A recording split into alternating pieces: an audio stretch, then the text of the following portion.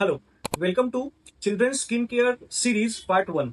तुमचे जर 10 ते 20 वर्षाच्या मुलाचे किंवा मुलीचे जर आई वडील असाल तर ही रील नक्की शेवटपर्यंत बघा. अतिशय महत्वाची माहिती मी तुम्हाला या रीलमध्ये देणार आहे. गोष्ट काय असते, जेव्हा त्यांना पिंपल्स किंवा कुठल्या इरप्शन्स, फुटकुळ्या किंवा कुठल्याही प्रकारचे डाग जर त्यांच्या चेहऱ्यावर येत आहे, तर जनरली पेरेंट्स काय करतात की त्यांना आम्हालाही होते, घरचं काही घरगुती उपाय करून घेऊ किंवा डॉक्टरांकडे जाण्याची गरज नाहीये.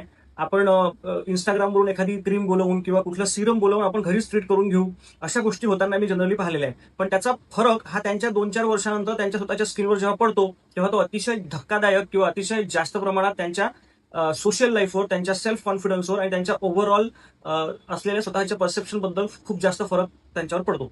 त्याच्यामुळे इट इज व्हेरी इम्पॉर्टंट की तुम्ही त्यांचे पिंपल्स, त्यांचे जे काही स्किन प्रॉब्लेम असतील किंवा हेअर प्रॉब्लेम असतील ते दुर्लक्ष करू नका आणि वेळेत डॉक्टरांना नक्की दाखवा.